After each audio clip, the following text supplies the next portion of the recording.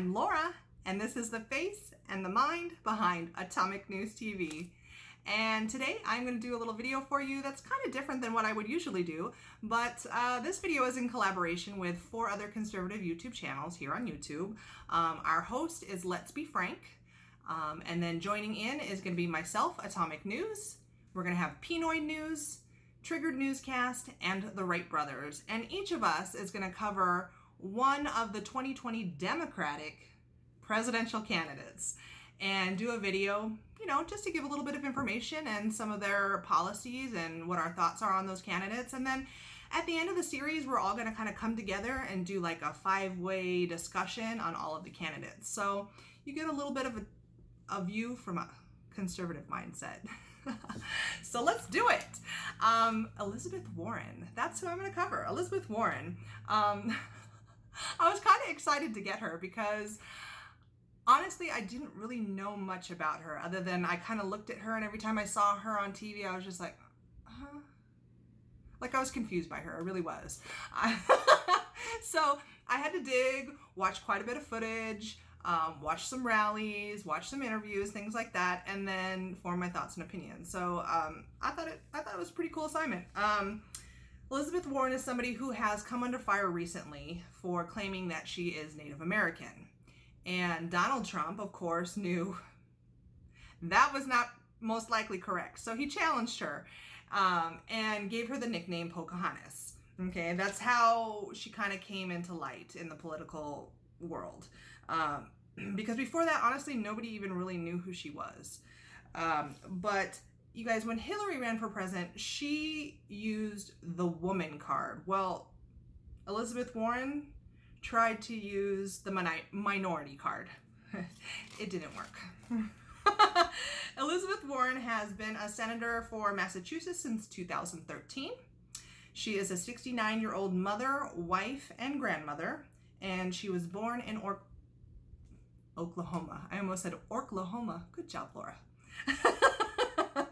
But what I found really interesting, you guys, prior to 1996, Elizabeth Warren was a Republican. Wonder what happened in 1996. I'll have to dig a little deeper into that, huh?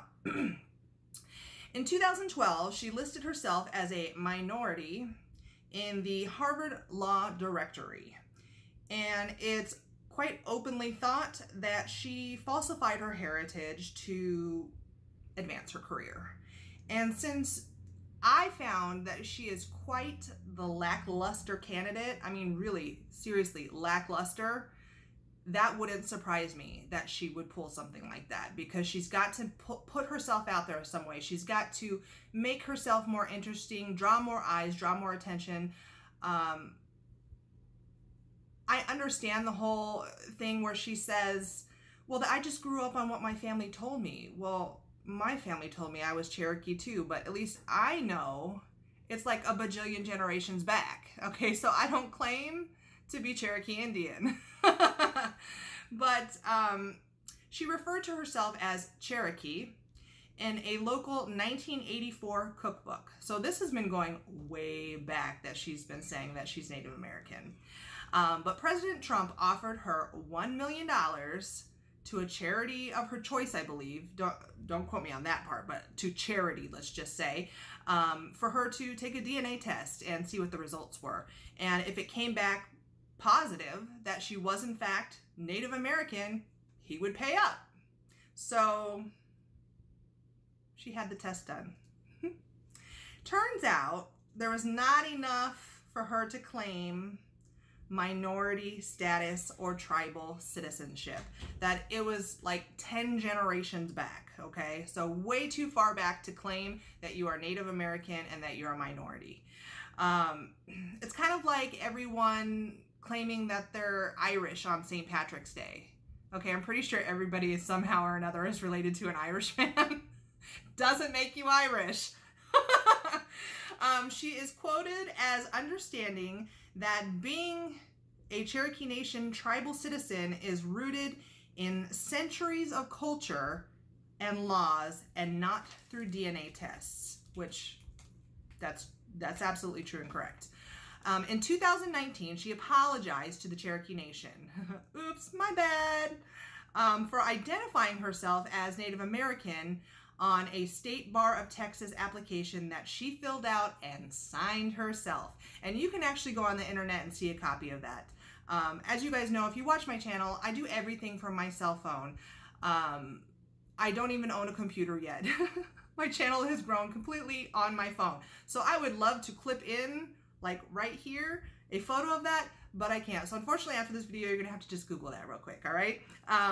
But she basically acknowledged that her claim was false. So in the end, Trump did not have to pay out $1 million. On February 8th of 2019, she announced that she was running for president. And in her announcement, she says, "It won't be enough to just undo the terrible acts of this administration," referring to Trump. "We can't afford to just tinker around the edges, a tax credit here, a regulation there. Our fight is for big structural change. This is the fight of our lives. The fight to build an America where dreams are possible. And an America that works for everyone." And when I heard that, I thought, well, what America do you live in? This is the fight of our lives. I'm pretty sure it's not. The fight to build an America where dreams are possible. Well, I'm pretty sure the world wants to immigrate to America, and that's why we're having such a bad immigration problem right now, because dreams are possible here already. An America that works for everyone. Let's have some realistic goals here, Elizabeth. America will never work for every single person. It just isn't. That's not a goal that anybody can achieve, unfortunately. It's a nice thought. It's a pretty thought, but let's get realistic here. You can always count on me to keep it real. When I went into her policies and started looking for her policies, I found that I couldn't really find answers. She had a lot to say, but she didn't have a lot of answers. Many of the policies that she states she wants to address, she provides no real answers on how she will change these things.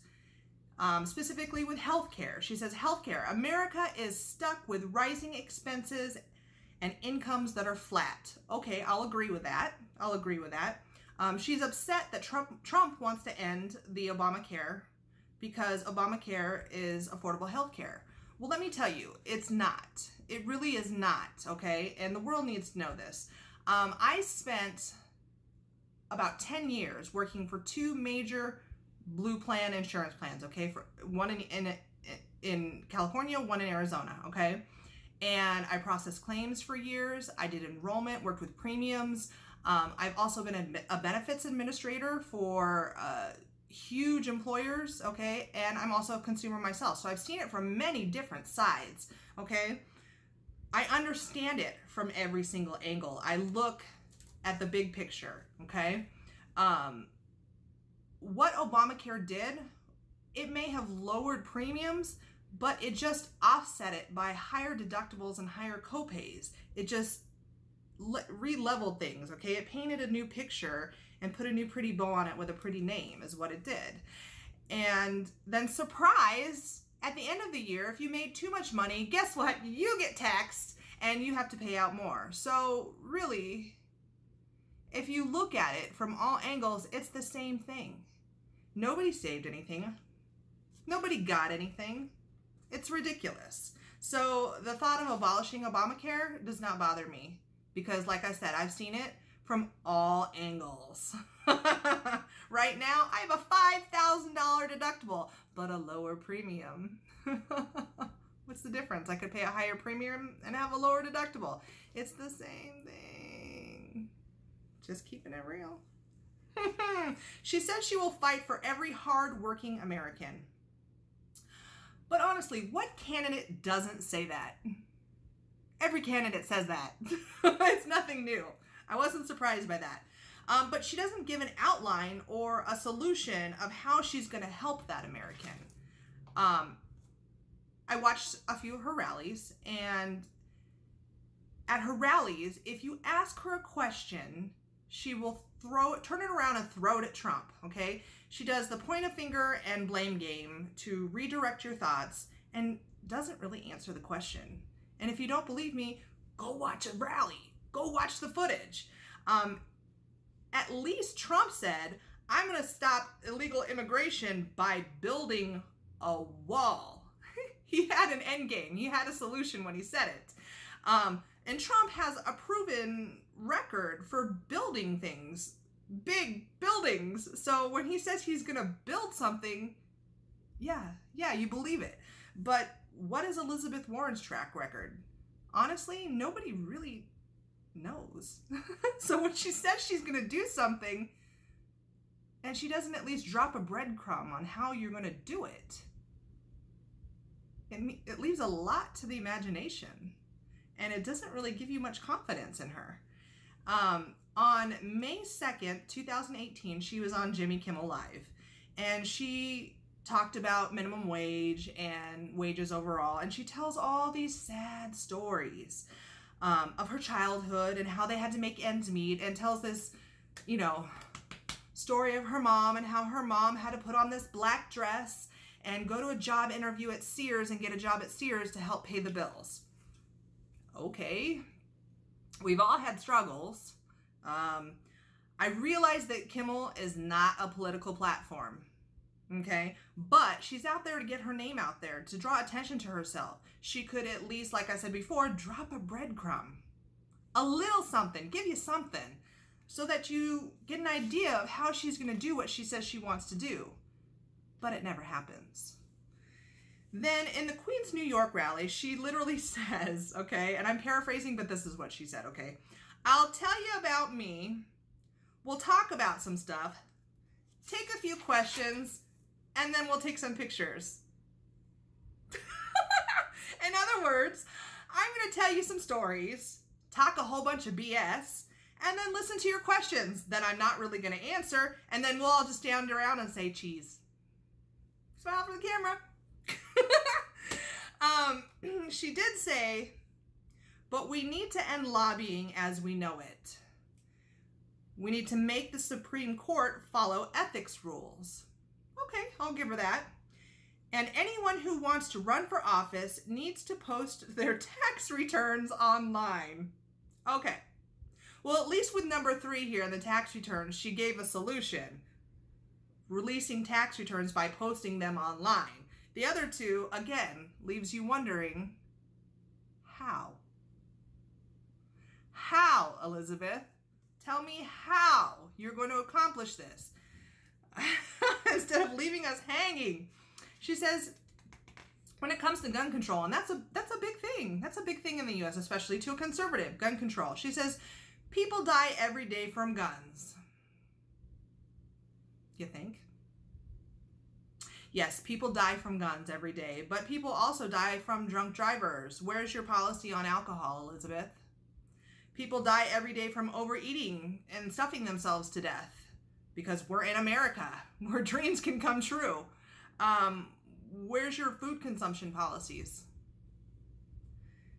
She's speaking honestly like she's your grandmother, because she is a grandmother, and there's nothing wrong with her being a grandmother. It's just you need to be aggressive. Be aggressive. You know? This is not the solution, though. She says we need stricter gun background checks and make weapons safer. That is not the solution. Do you know what the problem is? Mental health. The problem is mental health. That's why people stuff themselves to death with fast food and garbage. That's why people drink themselves to death and crash their cars. That's why people do stupid things and pull guns out of their pocket and shoot. Okay? Mental health. Inanimate objects are not to blame for the faults of the people. But mental health is not on her agenda. In fact, it doesn't fit really any leftist platform because it doesn't get any votes. And it's all about votes with them. When it comes down to it, a presidential candidate should have specific plans, at least something. The slightest little breadcrumb, the slightest little plan, something to let you know how they're going to accomplish what they say they want to do with our country. But when it comes to Elizabeth Warren, there is nothing new in her policy ideas, and there is nothing specific. Nothing even gets me excited. Nothing. Like, at least with most candidates, I'm just like, oh yeah, that's good. That's a good thing. Okay. And I want to learn more about it, and I'll listen. But with her, I'm just like, really, that's my face. I'm quite sure that's my face when I watch Elizabeth Warren. And as a woman, okay, I want to see the first female president in my lifetime. I do. I absolutely do. But I would be utterly embarrassed and ashamed if Elizabeth Warren was the first female president, okay? When I look at her, oh, no. No, no, no. She cannot represent me, ever. She's wishy-washy. She doesn't provide a feeling of security, and that's not a male or female thing, okay? Because there are women out there that can give a sense of security to anybody. You do not get this from Elizabeth Warren. I have no feeling whatsoever that she can secure our nation. No confidence that we as a nation, if we're attacked, that she could keep us safe or even know when to push the button if needed. And that's important, okay? Commander-in-Chief. Think of that title. When you think of Commander-in-Chief, do you think of Elizabeth Warren? I don't. If that time came, could she push the button? Or would Grandma Warren read us a bedtime story as we go quietly into the night? Think about it. Is Elizabeth Warren a politician? Yes. Is she a president or even possible presidential material? No. In my opinion, a vote for Elizabeth Warren is a vote for a wishy-washy, lackluster, weak old lady with no ability to unify our country or even secure our country. And those are my thoughts. Put your thoughts and comments below, okay? And make sure you like, share, and subscribe. If you're not also already subscribed to Let's Be Frank, Triggered Newscast, Pinoy News, or the Wright Brothers, make sure that you go and check them out after this video.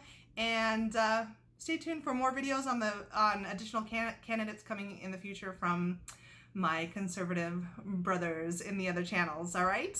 Hope you guys enjoyed this, and until next time, peace out.